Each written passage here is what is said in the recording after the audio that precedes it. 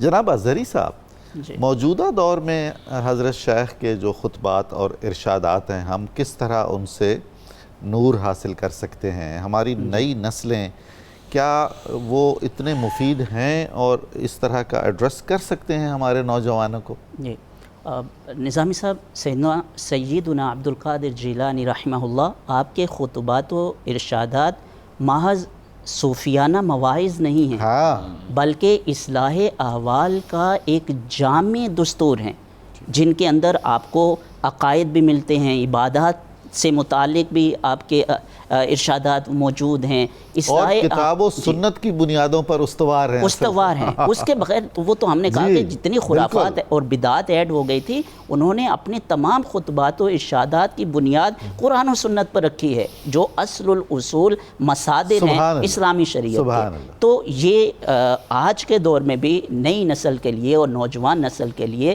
رہنمائی فراہم کر سکتے ہیں اور ان سے وہ نور حاصل کر کے اپنی زندگی کو منور کر سکتے ہیں۔ آج کے زمانے میں اور اس زمانے میں کچھ مشابہتیں نظر آتی ہیں؟ چیلنجز کوئی تقریباً یکساں ہیں؟ جیسے ہم نے شروع میں انٹرو میں آپ نے فرمایا کہ وہ مادیت کا دور تھا اور مشکلات جو ہیں وہ بھی تھیں، چاہے وہ معاشرتی برائیاں جو ہیں وہ بہت زیادہ عام تھیں، اندھا دھند آگے نکل جانے کی دوڑ، کمپٹیشن دوڑ جو ہے وہ مادیت میں اور دنیا کے حصول میں، تو وہ ساری چیزیں آج کے دور میں بھی موجود ہیں۔ نفسیاتی انتشار، بلکہ فکری انتشار تو اس دور سے آج کی نسبت وہ زیادہ ہے، کئی گنا زیادہ ہے۔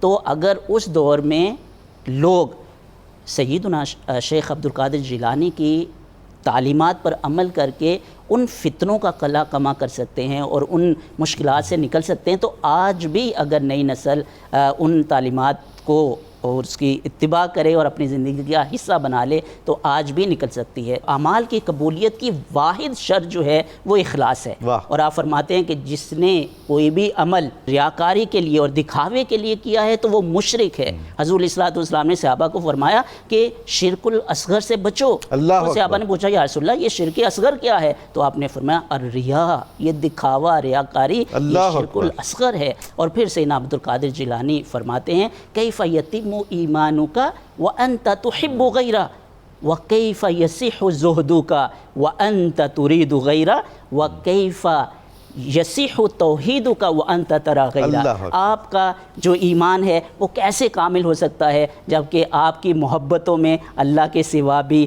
شامل ہیں؟ آپ کا جو زہد ہے وہ کیسے کامل اور ٹھیک ہو سکتا ہے جبکہ آپ کی چاہتوں کا مرکز وہ دنیا اور دنیا کی لذات ہیں؟